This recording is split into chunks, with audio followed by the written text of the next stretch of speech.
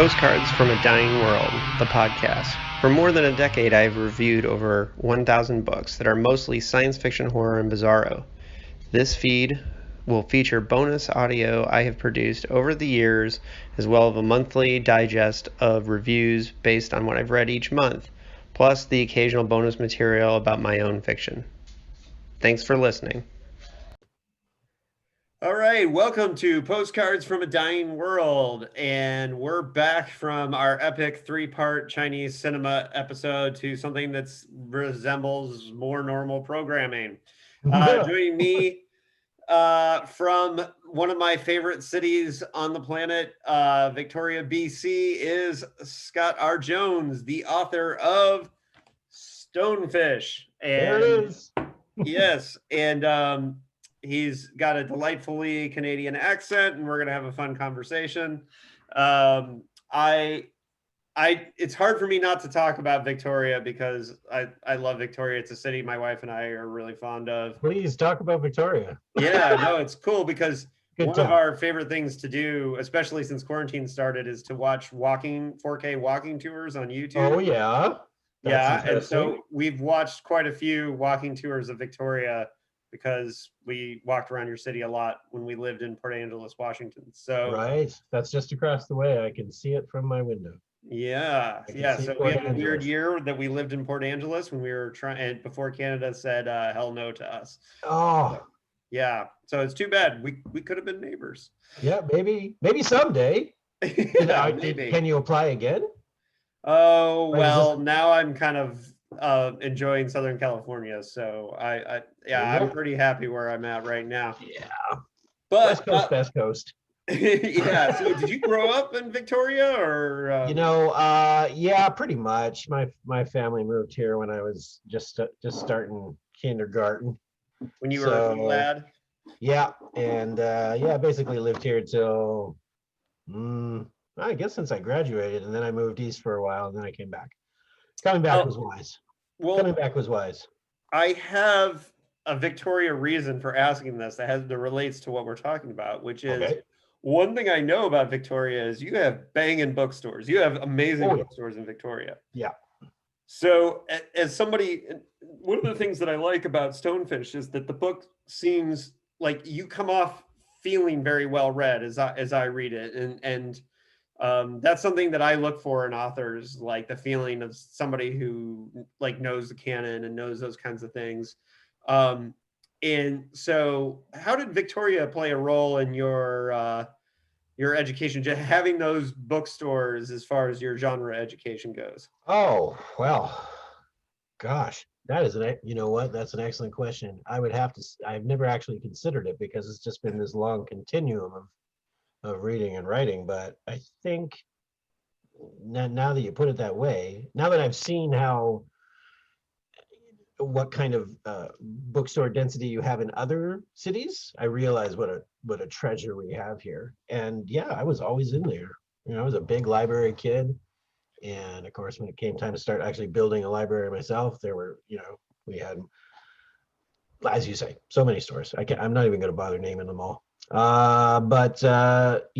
was, I got into New Wave, Michael Moorcock's New Wave. Oh, geez, I think the first I read of that, I was maybe 10 years old. It was just that you were able to access it. I read Stranger in a Strange Land. I must have been 11. I hope that didn't screw me up too much. I was reading Philip K. Dick by the time I was 13.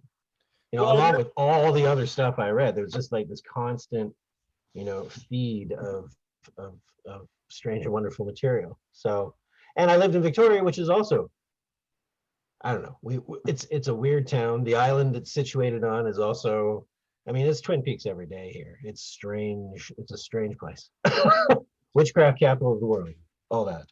Well, and one of the things that I like about the used bookstores is used bookstores like specifically make it easier to discover canon because you're finding the older, like less established stuff. And I don't remember the name of it, but there was a used bookstore in Victoria. It was upstairs. It was on the second floor. Russell's. Yeah. Russell's. Yeah. and that Yeah. was incredible. I could have like spent a bazillion dollars there, Oh yeah. you know. It's the kind of place where you take in a bag of books or a box and you trade by weight almost. Right? They'll put a value on it, but it's almost like, here's 3 pounds of books. Can I take 1.5 pounds away? And they're like, yeah. And of course, all as you say, everything's laid out for you nice. They've actually moved location. They're across the street now. There's still 2 floors, but they've put themselves in a much nicer space, and it's a lot more open and easy to navigate. So next time you're up, let's go. Yeah, totally. Let's go. Next time. Yeah. Well, and one of my favorite booksellers on the planet was in Victoria, and that was Robert Garfat from Dark Horse Books. Yes. Rest in peace. Yeah. I miss Robert. I miss talking to him online. But I wandered into one of my first times, and I think it was my first time in Victoria. Yeah. It's funny, we came to Victoria to see The Fountain in the theater because Oh yes. yeah, we crossed Right. the border just to see that movie. I was one of the few people that saw it, and in the theater. And I wandered into Robert's bookstore, and I was looking for Norman Spinrad books, and he was the first person to ever suggest Barry Maltzberg to me. There you go. Who, Yeah. Rest who in peace. has been on Dickheads, of course, as you have. And so one of the things that I wanted to tie this back to is that we talked about Stonefish twice on Dickheads because it was Anthony's Dick-like suggestion. And you were a guest on Dickheads. We talked once before for the Zap Gun. Zap Gun, that's right. Yep. And so we talked Stonefish, but I hadn't read it yet. But now I have read it. So so we can get back into that. But I really did want to put a shout out to your city, Victoria. I love it. And the bookstores. It's a beautiful city. It's a beautiful place to see. And it's worth, and for bookheads and people who love bookstores, it's a reason enough to visit Victoria if you live on the West Coast. All you it's ideal. You could easily spend days in Victoria. Yep. And it was also Dark Horse Books was also my first and only international book signing, because I did a book signing there. Oh, nice. Many years ago. So yeah. So I wish I'd known you then. Yeah. I was here probably. I thought about that last time we talked, but anyway, so you got into all that stuff very, very young, but you're kind of known more for being in the Lovecraftian circles. How did you discover Lovecraft, and how did that play a role in your development as a reader and writer? How did I discover Lovecraft? I think it was a random library pick where it just happened to be, it came underneath. It was the Arkham House Tales of the Cthulhu Mythos, the green cover with the Jeffrey K. Potter plates on the inside.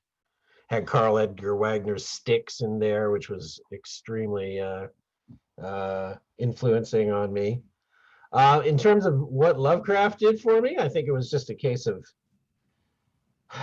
as I've aged, his ideas became more important than the actual delivery, right? Totally. So yeah. I think as we've moved into the 21st century, for me, Lovecraft's nihilism, but also the cosmic, overall view, right? Although it was tainted almost by Lovecraft's own, very sort of basic human fears, right? He was talking about interesting things, aspects of existence that we don't normally, pay any attention to. And I was like, well, there's where it's at. There's some strange stuff going on in Lovecraft. He was so caught up with being a horror writer that, he basically, he kind of queered the pitch, right? There's a lot of awe and wonder and, beautiful strangeness in Lovecraft. But at the end, he's just like, oh, I got to make sure there's monsters, which is why you can see in his later work, when you look at, say, Shadow of Time, right? Or at the Mountains of Madness, where it's mostly sci-fi, this is entirely a sci-fi narrative, especially at the Mountains of Madness. You know, we've got alien races coming down from the stars in the primal times and arranging their, building their cities and, working with their technology and, spawning the spawning, races of sentient beings, us, all this stuff. It's a creation myth par excellence. Hmm. But at the end of it, you got to have those maddening visions of things across the mountains that you can't quite process. Right. And I always felt like, but I wanted to see it. I didn't. It's not so much that I want to see the monsters. I want to know what they mean, right? Because Right. a monster, as I think of it, anyways, is something that demonstrates. Is where we get the term demonstrate, monster, right? A monster is sort of an aspect of the divine that's showing itself, demonstrating what reality is by its very presence, right? So when I'd see, Lovecraft's beasties and extra cosmic gods and all the rest, I really felt a resonance with that. And yeah, I just walked in, still walking out in a way, finding my way through it and looking out for the other side. Well, But yeah, I had to go ahead. well, it's funny because with Lovecraft, a lot of times, people swing one way or they swing the other way, and they say, especially on the question of should we see the monster, should we not see the monster, and I don't think that there is a right or wrong answer. I think that there are times where seeing the monster is great, and sometimes where it just can't live up to the hype. But and certainly in the years that people have been writing Lovecraft mythos, we've certainly seen plenty of attempts to answer those questions that Mhm. Lovecraft left. Yeah. And Yep. some are better than others, but I think there's a give and take there. But I had a fun crit. You're making me think about reactions of people. I don't know if you saw it, but I had a fun Christmas Day message from some oh complete yeah, I did see stranger. that. Tell the folks. It at this festive time. At this festive time, I think it's important to tell you suck. Right, right. It's like, yeah, From some random reader who said I was writing Lovecraft's coattails, and I'm like, well, maybe not the coattails per se, but yeah. well, Kind of. apparently they hadn't read Stonefish because, well, it has a little bit of Lovecraftian themes. It's not nearly. This is a year of a lot of major books that did Mhm. that are having a conversation with Lovecraft, and Stonefish isn't really one of them to me. I think No. you're having conversations with other parts of the canon, but not Lovecraft. And Yeah.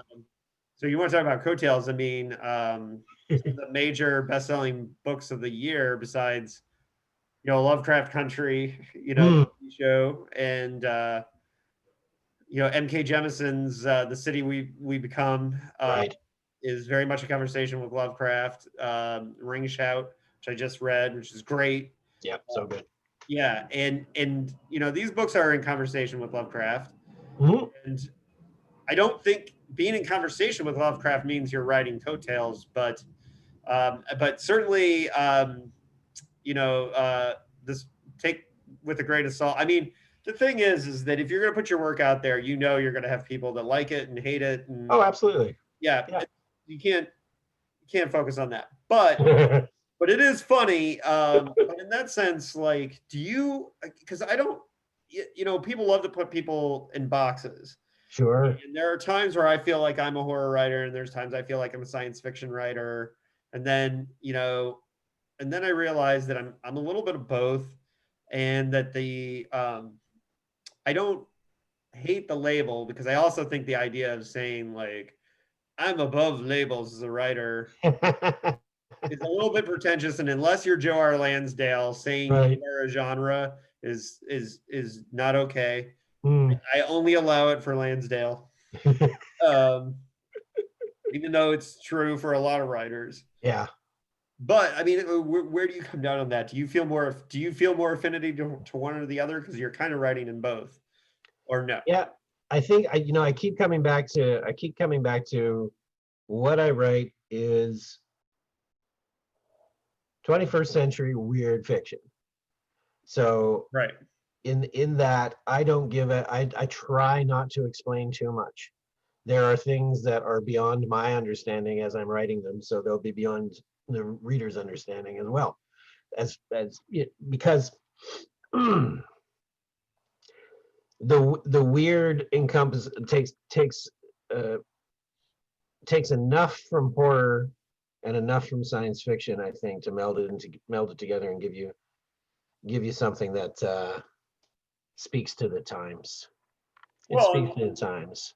if Yeah, you I don't think I could ever write like straight hard science fiction, because the idea that we're going to be able to make sense of what's out there as we go out, is great. I love the idea that we'll be able to make sense of some of it, but there's so much that doesn't make sense even here. Do you really think we're going to move off into the future and not find more strangeness? The more questions we ask, the bigger the surface area of our ignorance is going to get. You know, you set up a campfire, it begins to, bring knowledge, but the bigger you make the bigger you make the fire, the more darkness it reveals, and it's going to be constant. We're going to get into such interesting spaces, I think, in the next 10 to 20 years. So I feel weird fiction it's going to be I think it's the genre of the 21st. We had science fiction dominating the 20th, science fiction and fantasy, and I think the genre boundaries are breaking down enough that, yeah, if I was going to pick, I'd say I'm a weird fiction writer. That may change. I may shift entirely. I don't know. We'll see.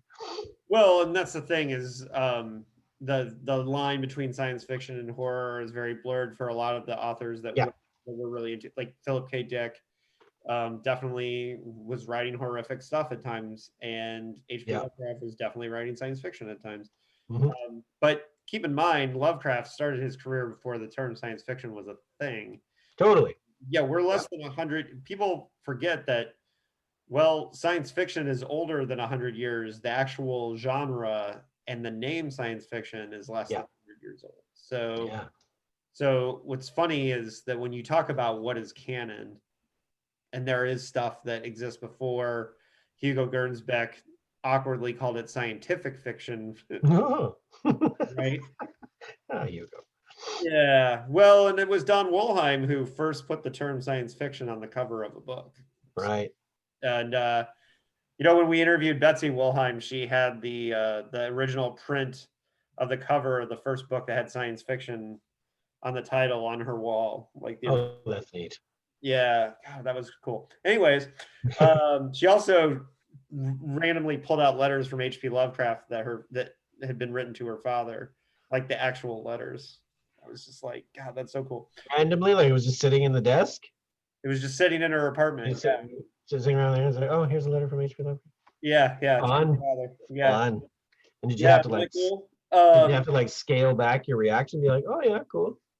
No, I flipped out. Yeah, it was, that kind of thing. You gotta let it fly. But anyways, so with Stonefish, what's really cool is I think that you're melding a lot of these things because there's cosmic horror aspects, but it's definitely, and I think one of the reasons why we had you on Dickheads is because it's clearly in conversation with kind of the weird blending of science fiction technology and kind of like Gnostic thinking that PKD was known for. Mm-hmm.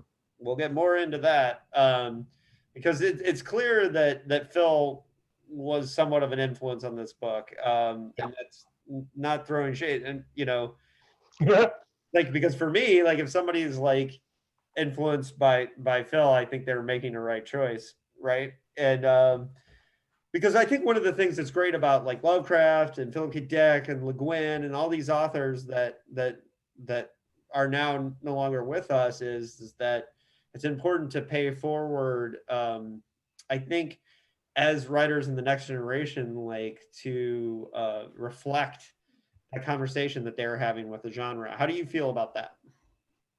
Oh, I absolutely agree. Philip K. Dick influenced me greatly early on. I remember reading Valis and feeling just not so much validated as, okay, there's someone out there, who has had as strange experiences as I, and more, like far more, understands it better. I was really, attracted to him for that. But also, he reads true. I mean, I'm a Gnostic. I'm a practicing Gnostic individual, right? And to read Philip K. Dick is to see someone who's also on that path, right? So when I'm writing, especially when I was writing Stonefish, thinking about PKD a lot, and I was thinking too about what it's as you've mentioned before, it is one of those, it's meant to make you question. It's meant to ask questions about reality that maybe you haven't asked, right? Some basic stuff, but also some fairly esoteric material in there too. But essentially, do we really know what we are? Mhm. That's always been my concern. Ever since I was a kid, I grew up in a weird cult, so that made it easy to think outside the normal human channels. To think culty like I did was to put me in a position where I could appreciate Philip K. Dick more. And then, of course, when I was writing Stonefish, it was important that question be raised and answered in like maybe not a lot of ways, but at least 3 or 4 answers to the question of what is it that we are exactly, and where is this going? All right, so And I can't let that pass by when you say yeah, go. raised in a cult. My longtime vegan, now we have plenty of vegan restaurants that are owned by normal people, but when I first became vegan, they were all owned by cults, and Right. all the restaurants, and like so Just by virtue of the fact that veganism is part of our cultiness, so let's make a restaurant, like well, an no, like induction place. for You, example, there's you come to Loving eat Hut. vegan, and they, Well, there's like Loving Hut, which is owned by a religious cult that's called the Supreme Master, and they have a Supreme Master who commanded them all to be vegan. oh wow, It's like this weird Buddhist cult, and they have restaurants everywhere.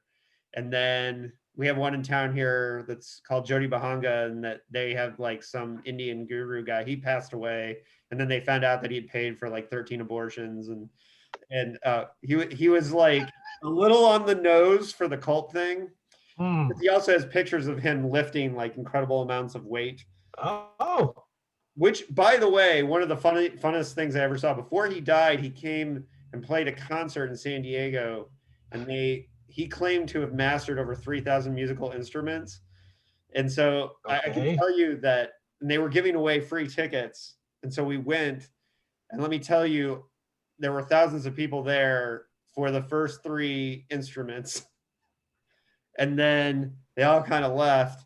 It was the restaurant is great, by the way. They have a great restaurant, but oh, they're weird. Anyways, so sorry for that cult tangent, but yeah, his name was Shi Chimroy, and like he said, he claimed to have mastered 3,000 instruments, and he came out and he had like this sitar. He Right. started like banging on it, and like thousands of people are looking at each other like, what is he doing?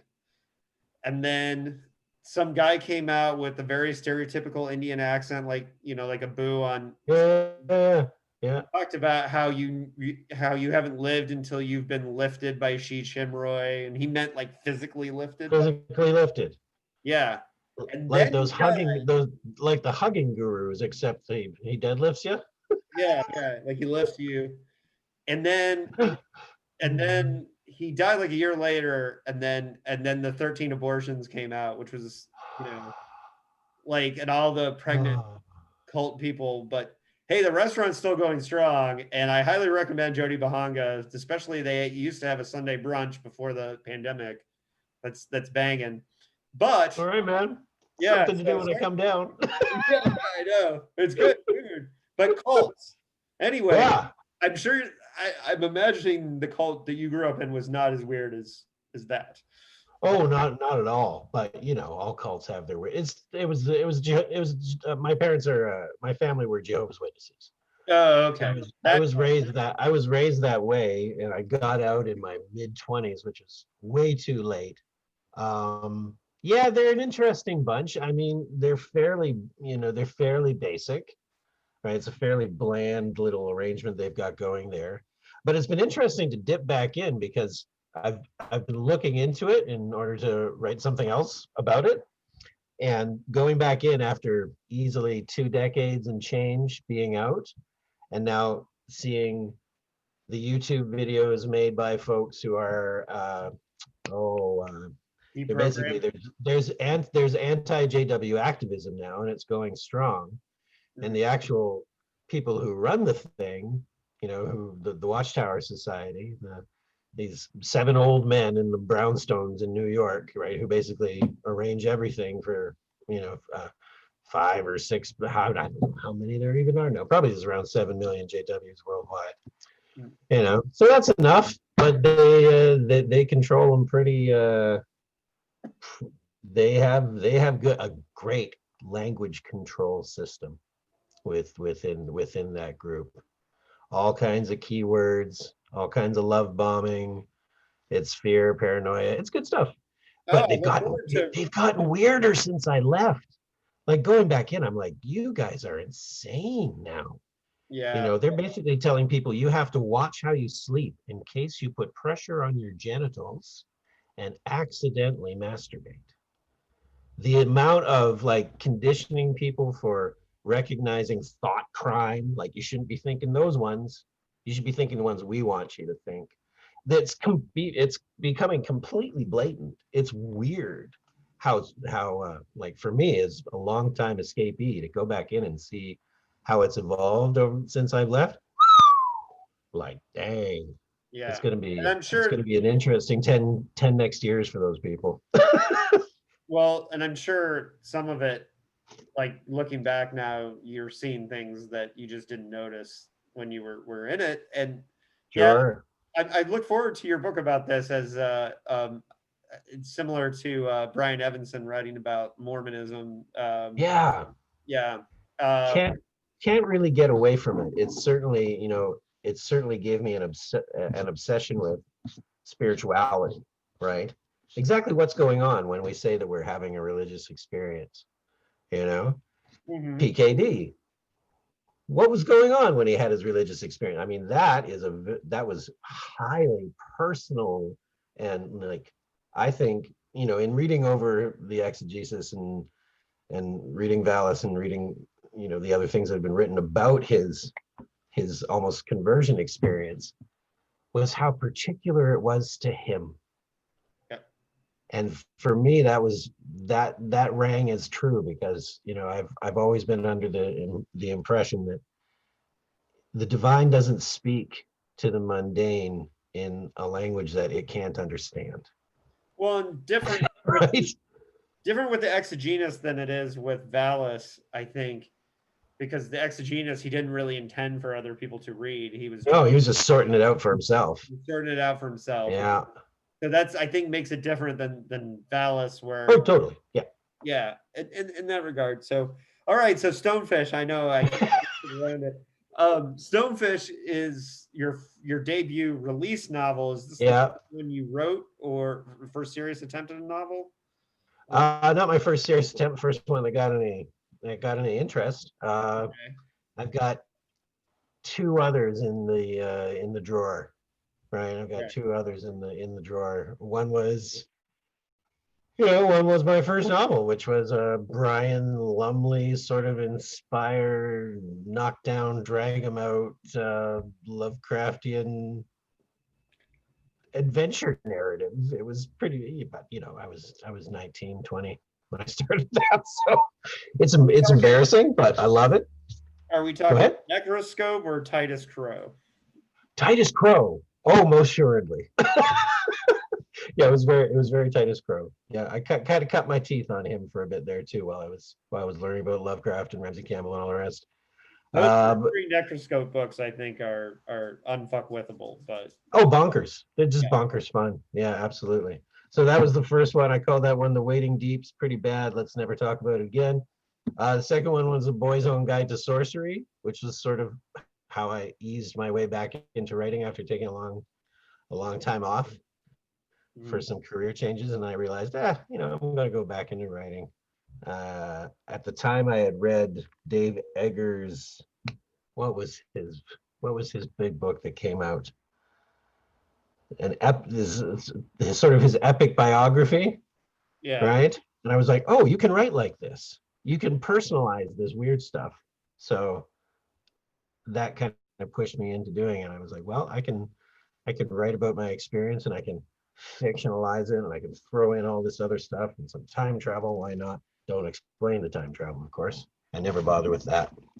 And yeah, that was the Boy's Own Guide to Sorcery, and I think it's not a good thing. Stonefish is a good thing. Stonefish is a good thing. Stonefish finally, I think I came into my own a little bit with Stonefish, so I'm excited about what it's done, and I'm excited about where it's going. And yeah.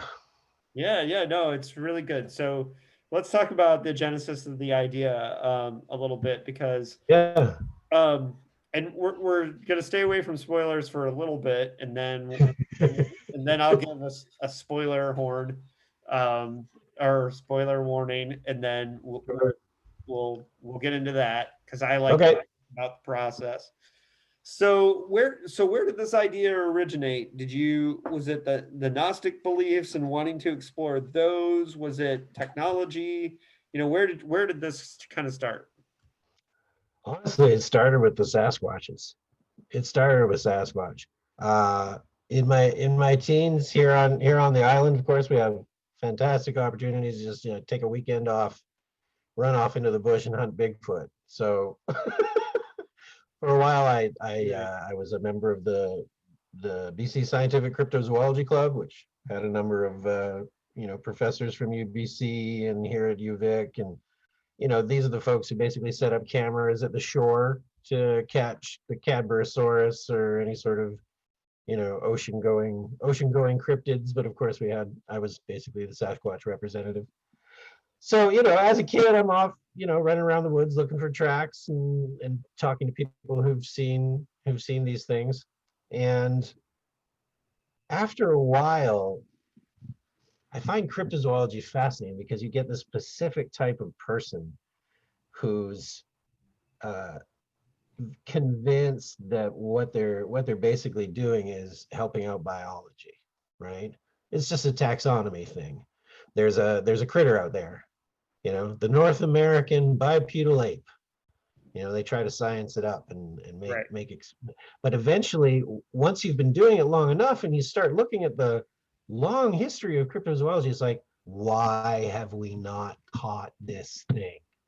Especially now, it's like, I don't know. I subscribe to Scientific American and Discover and all the rest, and they're constantly. It seems like every week I'm seeing something on social media where they're like, oh, we've discovered 3 new breeds of deer. We've discovered 5 new poisonous jungle frogs. We had no idea these were here. They're here. All these other, and they're all showing up. Why can't we catch this giant hominid ape? What is it about it that we're missing? And it's hard to also come from the other end and say it's fictional, right? It's a myth. It's a thing that, it's a hallucination. It's not real. And yet we have here at the University of the Royal University of BC here in Victoria. I can recall making an arrangement with one of the museum curators to go visit the archives, not the full thing, not the public museum, the archives. I wanted to go into the back, and they have a room there, a good sized room, a good sized storage room, and it is full of plaster casts of Sasquatch tracks. It's full of hair samples, dung samples, all these things. And they've got them collected, and they're all just sitting there in the room. And so with all this circumstantial evidence, with all the anecdotal evidence, with the fact that it's been going on for over a century, and we still haven't caught the thing. And you can say, well, when when animals get sick, what do? They hide, right? They hole up because they're not feeling well. And if they die in that hole, then you're never going to find them. This is why we hardly ever find Wolverine bones, right? Hard thing to locate. And yet, we would have found something. There would have been something. So I basically came to the conclusion that what we're dealing with cryptids is something that's there and not there, an imaginary thing that's just real enough to leave tracks if the conditions are correct. And then later on, I got into Gnostic theology and the idea of the various, levels of spiritual intensity coming from this, from the one source of the divine, and then shattering down through the various levels of reality, and the various spiritual entities that dominate these shattered realms, the archons. And I thought, what if the Sasquatch is just creator deities, perverts all, because they have this complete control over an entire reality, which, as far as we're concerned, does not feel stimulated, but from their higher elevation is. They can trigger the creation of, just like, putting, it's maybe a bad analogy, but basically, growing a crystal in solution. They can do that in a higher dimensional way, but it creates an entire universe, right? In which we're embedded, and in which we think, oh yes, this is real, and it is real. It's real insofar as we obey all the rules for what constitutes this, right? And so Gregor yeah, is believes that he's bridged these realities with technology, correct? What he has done is he's basically gone, and he's taken himself to a place where he can introduce himself to these entities, right? So he hasn't, well, I mean, he uses tech to film them when he can. He uses tech to shield himself from them when he can. But essentially, he hides himself at an unused, abandoned research facility in the Pacific Northwest. And there, the archons, the Sasquatch, basically come to interact with him.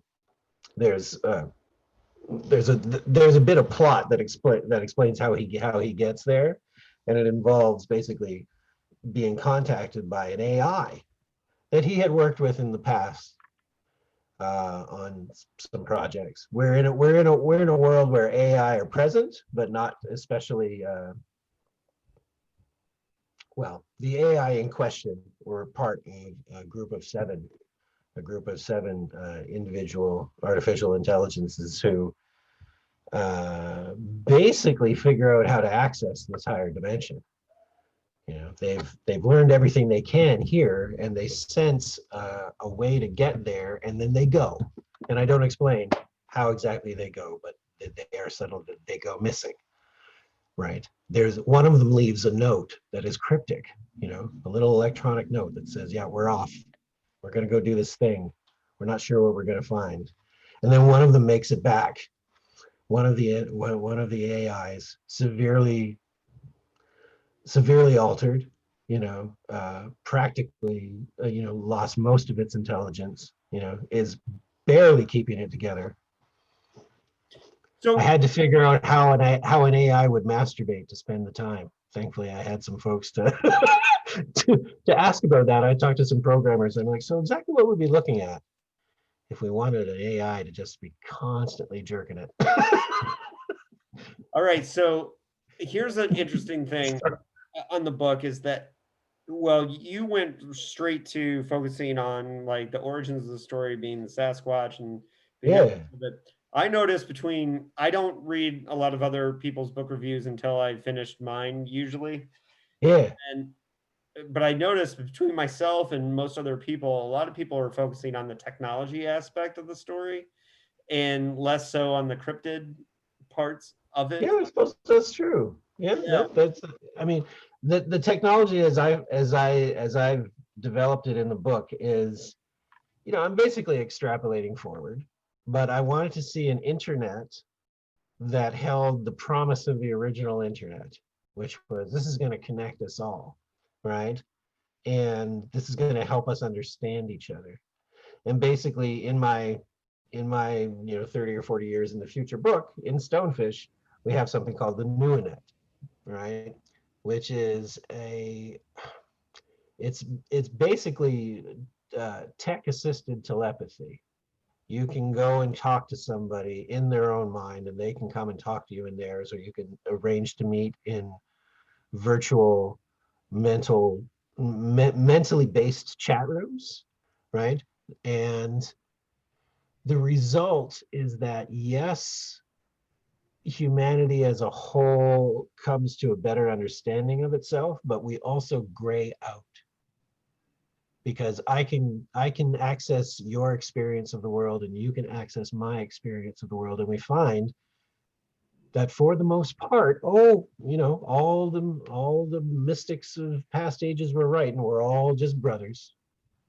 We're all just hanging out in the same human space, and we understand each other better. But as a result, everything just kind of goes socially, much like well, maybe not much like we see, because there's lots of division in social media.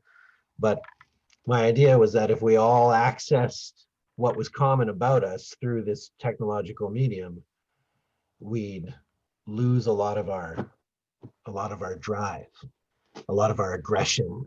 We'd lose a lot of it, because it's like, I can't hate that guy, or I can't get excited about that guy. I know him. I know this person, I know this woman, I know this man, I know these celebrities, and it all just kind of goes Plah. So we're left with a society that's basically on the rundown. Right? It's just running down. It's running down, and the result is that media is almost instantaneous. And it's practically that now. I'm not writing about anything honestly all that new. Media, the news is instantaneous, the entertainment is instantaneous. If you want information, you can get it instantaneously, and none of it matters. There's this nihilistic flow through the tech where it's like, just sit back and all you got to do is wait around until you die, basically, right? All right, so Yeah, go ahead. let's do a little round of talking about the writing of it. But before we do that, before we give our spoiler warning, just the last little thing. Obviously, for listeners who've made it this far, if you have not read Stonefish, I highly recommend it. It is a thoughtful, weird piece of science fiction that delves with like deep and heavy issues. It's one that can be read multiple times. There's issues that, or there's things and levels that you're going to get, not going to get. It's one of those things where it's operating at a level or doing things that you may not be understanding all of it, but thanks to Scott talking to us, hopefully they'll have more of a key into it. There's definitely, you're definitely mentioning things that I'm like, okay, I see it now, it makes sense, but I didn't necessarily get when reading it. Now, that's not to say that I didn't have a good experience reading it, because it also made me think about some things that you haven't mentioned, which like one of the things that, and maybe this is the PKD reader in me, but the way Gregor speaks to Den, the character in it, I thought a lot about cli-fi issues, because climate and environment is one of the things that's very important to me. So I spent a lot of Yep. my time thinking about, and I know that's there, it's all Mhm. there in the book, but for example, those aspects of the book really I connected to, Cool. because that's the thing that's a major concern for me, and well, it should be for everybody, but obviously that's an aspect of this book that just really worked. So on that note, Mm. everyone should go get the book. The book's from Wordhorde, Ross Lockhart's amazing press, and we'll talk about working with him here in a minute. But let's get to Yeah, very proud to be working with Ross on this one for sure. Yeah. sure. And you also have a short story collection. Can you give everybody the name of that before we go? Oh yeah, that's called that came out from Trepidatio and Journal Stone publishers, and it's called Shout, Kill, Revel, Repeat, which is a call out directly to the Call of Cthulhu there. Uh, and the title story is exactly that. It's basically, well, yeah, Shout, Kill, Revel, Repeat. We had to really in that one, but yeah, it's a collection of 17 of my 17 pieces of short fiction over the past I want to say 10 years. So yeah, it's my first collection. It did okay and is continuing to do okay, and yeah, pretty happy about it. People seem to like it. It's on my extended list. I'm going to get to it hopefully soon. Yeah, right on. Stonefish definitely gets major approval from me. I gave it 5 stars. Thanks. I don't do that lightly. I tend to always find a reason to knock off a star because I try not to be Mr. Hyperbole for reviews, but I definitely enjoyed this. Wow, thank you. A lot, and but somebody who enjoyed it even more than me is my buddy Anthony Trevino, and he considered it his one of his top 2 reads of the year, with Outre by D. Harlan Wilson. That's great. And so just wanted to get that shout out too. Okay. Thank you. On behalf of Anthony. All right. I am feeling warm and fuzzy today, gentlemen. This is great. All right. So this is your official spoiler horn. We're going to talk. I'm going to try to do maybe 10 minutes here of discussion about the writing of this.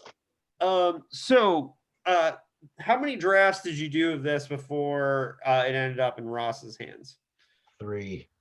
3 drafts. Okay. So you've been working on this book for a little while, right? Yeah, it was a little over a year. Yeah, it was a little over a year to go from first draft to third and final. Third and final was very much just I wanted to approach the book in an organic sort of organically, so I did not write from start to finish. I was all over the place, connecting the parts to each other and making it all work as a whole. But there was. Did you have an outline or structure in mind before you started writing this? I begin with themes.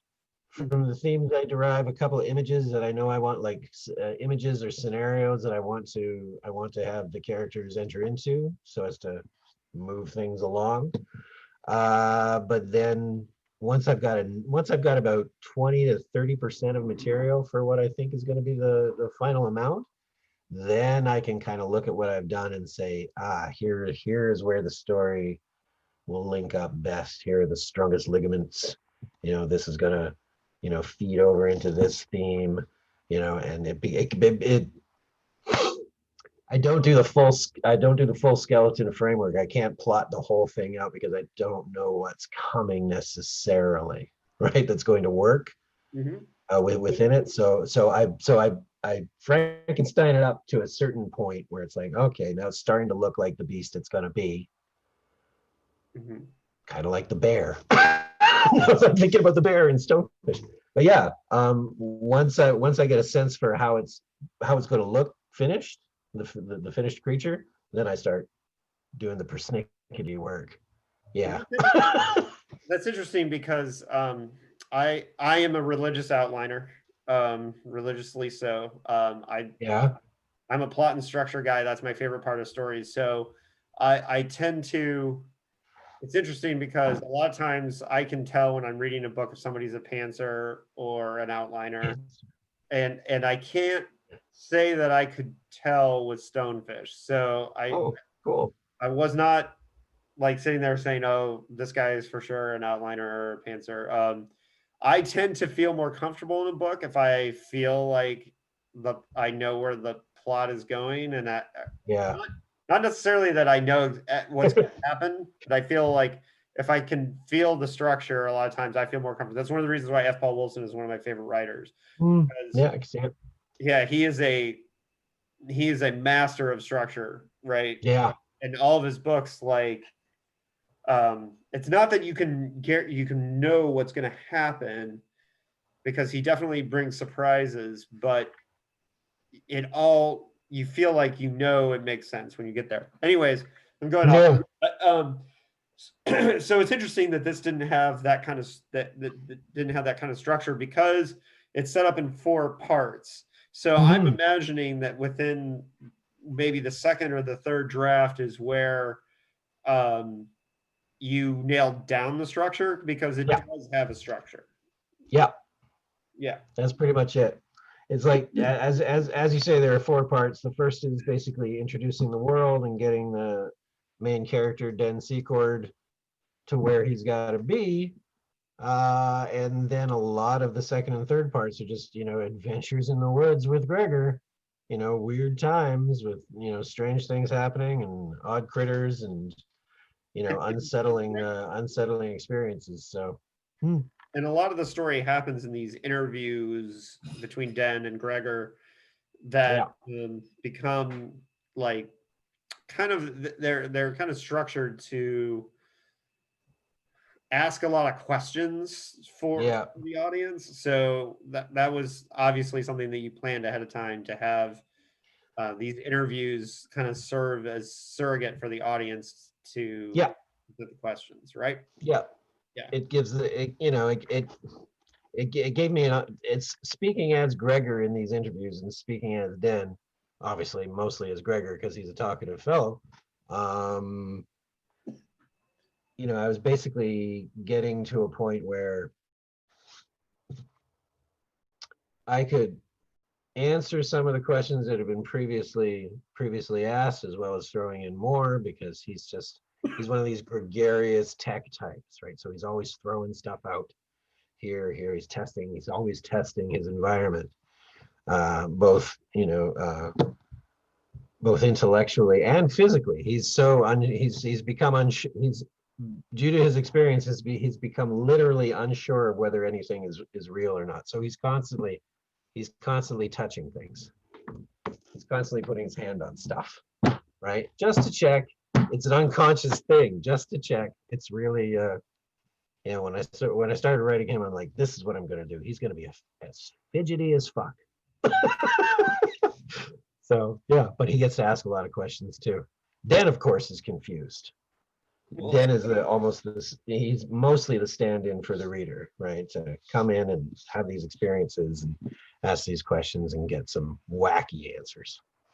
So something that's kind of new, or that's developed new for me in the way that I've been reviewing books in 2020, and it comes from doing these interviews and preparing for these interviews on the podcast, which is that when I know I'm going to talk to the writer, I a lot of times want to look for pages that I think are kind of like mission statement or kind of key parts of the book. That was really important in my interview, especially with Josh Mallerman about Mallory. Yeah.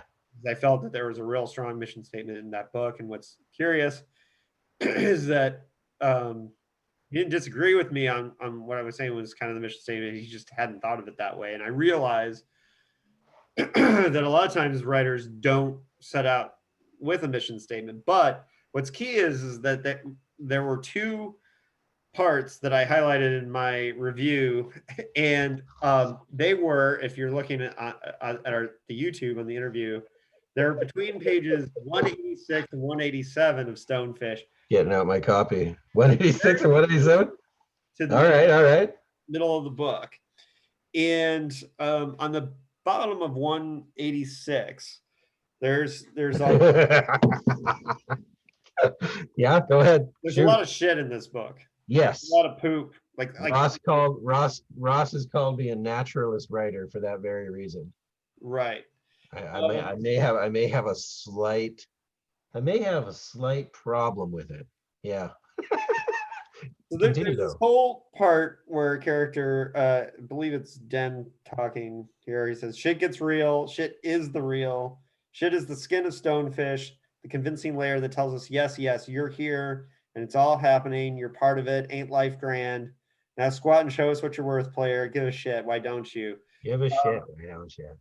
Yeah. And so what was funny is that Shouldn't be laughing at my own stuff, but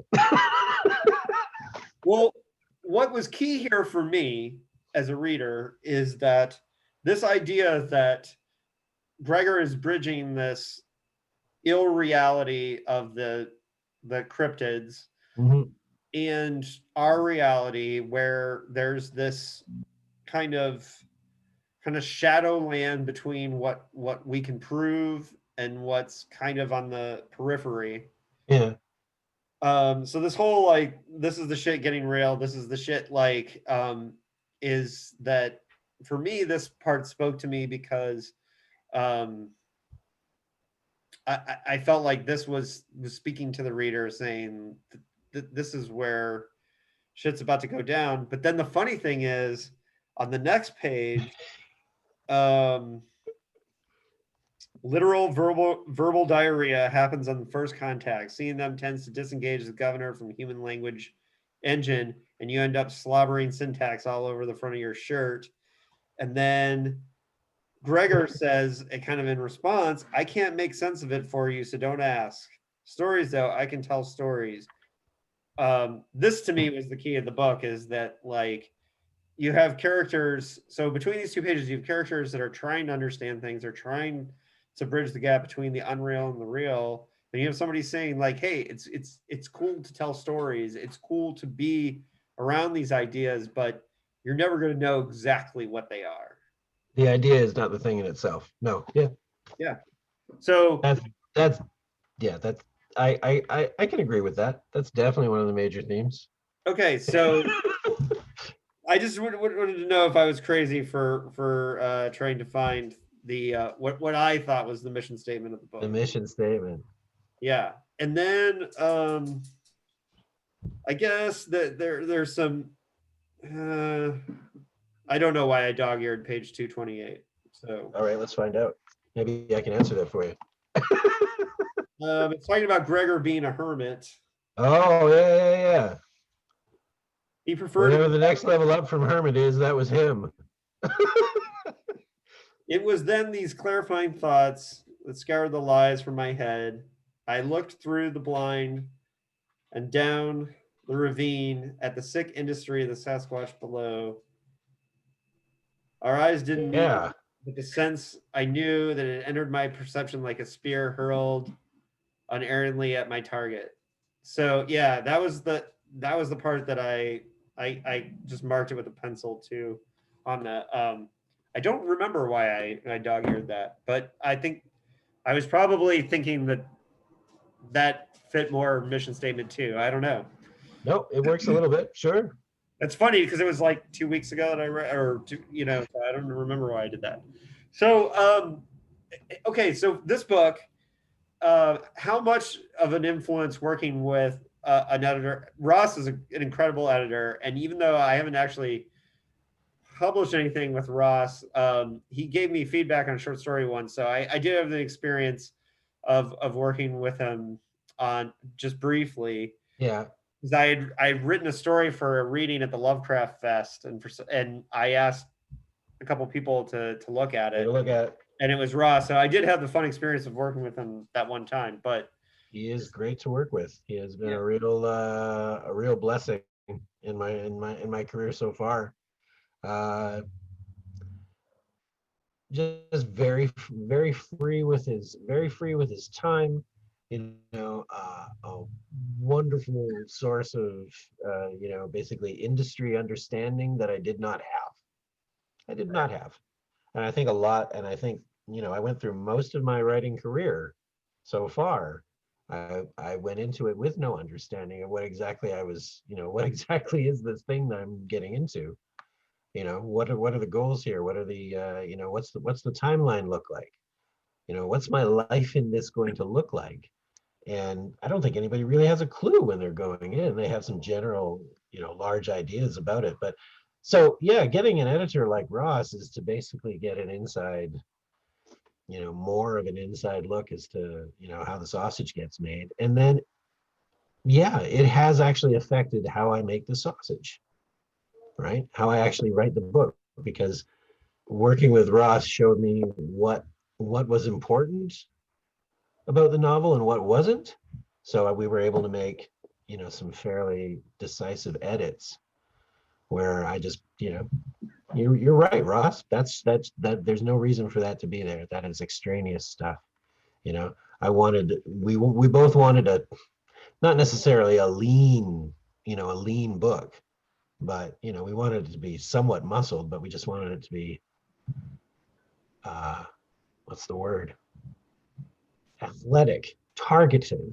The ability to write something that's not going to flap off in a lot of different directions. So it was good. It was good to have him there to sort of like bring me focus in on the book itself as opposed to all the stuff that surrounds it.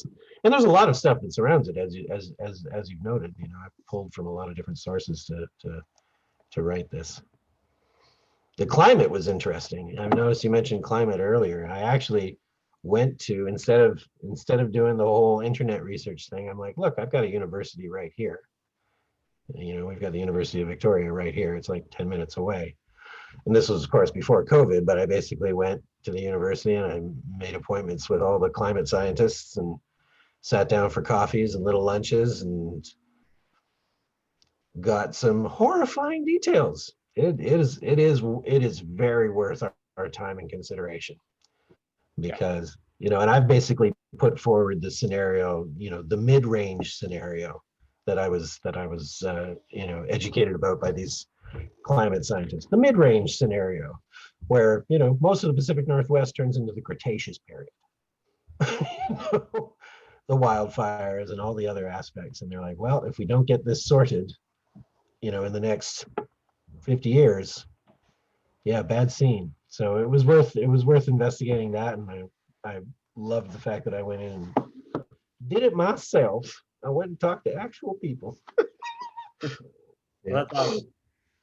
Okay, so as far as Stonefish, would you say was your,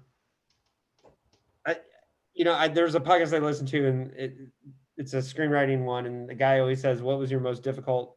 He always asks people, "What was your most difficult day on the writing, and how did you solve it?" And I think that's a great question because I think, as writers, we always have like maybe there's one part that challenged us the most or is the hardest part to write. And I think talking to writers directly about like how we fix those problems is a really good way to help out other writers. So did you have any part of this book that you found the most challenging? The most challenging part to write.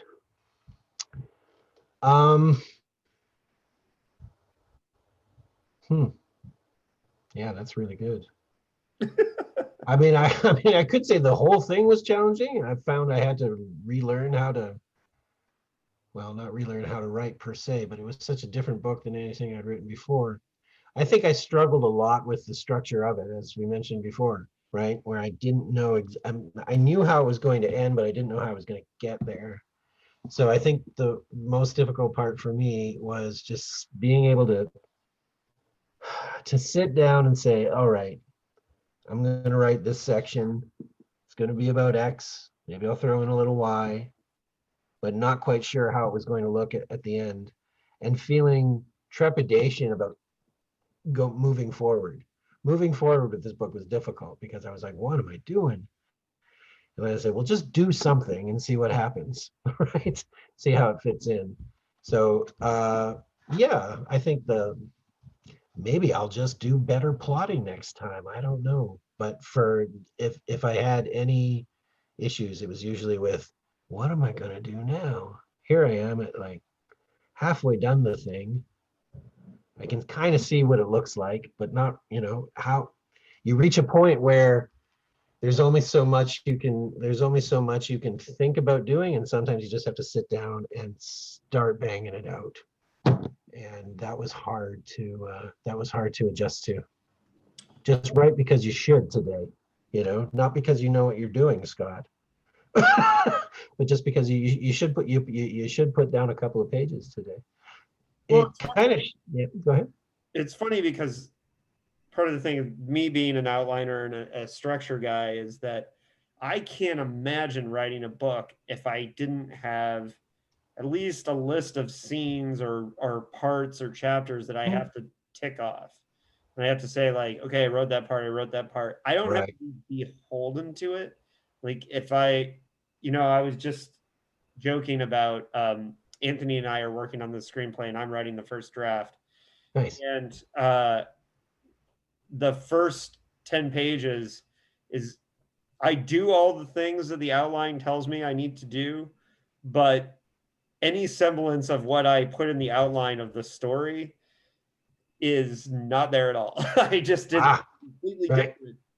However, there are certain things that story-wise needed to happen. They're all there, but I just figured out a totally different way to get from A to Z or Z, if you're right. Um, it, like I found a different way to get there, and I think that Right.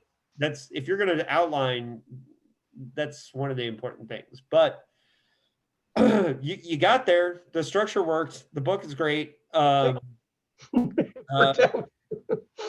yeah, I really appreciate it. And in some depends on the year. If I read it in 2020, which is a fucking incredible year for books. So Mhm, mhm. it might be higher in my best reads of the year because it is very good. But goddamn, 2020, there was a bunch of fucking masterpieces that came out this year. Holy shit. Uh, Yep. Besides The Only Good Indian and Survivor Song and Mallory, there's just a bunch of incredible shit that came out this year. And We've been fortunate. but I consider Stonefish to be one of those great books that came out. One of the other things that I really appreciate about it is because you're with Wordhorde and with Russ, is you have a certain amount of freedom working independently with an independent publisher and author who gets it. That's great.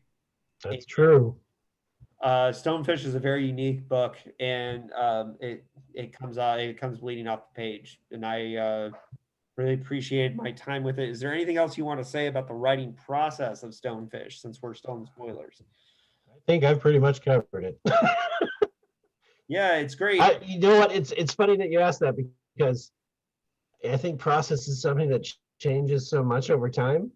Currently, I'm working on the next novel, which is forcing me to reevaluate it all again because this one will require different process. So I think process is something that I'm never married to it at any given time, but it's an evolving thing. So we will see if my process gets any sharper or easier on myself with this next one. Yeah, well, Trying. it depends on the writer. I as a human being, like I like taking the same path to like I have Mm, I'm an 8-minute walk from work, right? And I walk the same way every day. And I yep. tend to walk or bike the same paths, like to the same places. So it's not unusual that I would try to write each book or each writing project in a similar fashion, but it doesn't mean that for certain times I haven't broken out of it. But I think that you got to do what you got to do for the process. I'm excited to see what you do next. Stonefish is great. So just one last pitch for the book Stonefish, and I also owe Anthony because he did not want me to wait around to read it, so Oh, he just bought thanks, Anthony. it. So because he was afraid that I would take too long, and he's like, "I'm just gonna fucking buy it for you." And so we did a writers retreat in June, and he showed up with a copy of Stonefish for me. Nice. So Well, thank him for me. That's yeah, great. you owe Anthony because it may have been another little while before I got to it. My TBR is huge, Uh, as you can imagine, and but his forcefulness about the book was one of the things that made sure that I read it. So shout out to Anthony again. all right. All right, Scott, anything else you want to tell everyone before we go? I just I hope everyone has a deeply restorative year coming up. A restorative year. It's here at my house. My family and I, we've basically been living outside of time since Christmas Eve. You know, we haven't really gone anywhere or done anything. We're just enjoying the the important stuff. And I feel like we need to just continue doing that as we move into 2021, because can we do 2020 again? I don't think we can. You know, we need a complete shift of attitude and coming back to focus on the stuff that actually makes us happy. Yeah, it's So been 2 days. for me, writing in family, I'm like, let's just do this. I've been very fortunate during the pandemic because due to a congenital lung condition, right? My bosses at my day job, which which I'd like to ditch eventually in favor of this, right? This is what's been wonderful about having all this time off, is like, even though it's been difficult to get back into the writing with the kids around and working, my wife working from home and all the rest, is, we're all in these weird situations where it's like, I still would rather do this than any other job. I would rather just write, if I can make that. So I hope that, everyone can, experience a restorative new year and, get onto the things that give them the most pleasure and the most happiness in their lives. It's what I want for myself. So I've been pretty much not going out for the last couple days other than to exercise. So it's funny because I realized I hadn't worn my mask in like 4 or 5 days because I haven't gone anywhere. Right. And so like today might be the first time in a while, like I haven't gone shopping, anything. Like I just been home and yeah, it's a weird experience. The pandemic was super helpful for me for finishing the novel that I finished last year. Because I finished it in near record time and it's the longest thing I've ever written. So nice. And I don't think I would have done that if we didn't have, because I wrote the first 40,000 words like at the very beginning of the pandemic. And so, yeah, I mean, I think for some of us creatives, it's been helpful.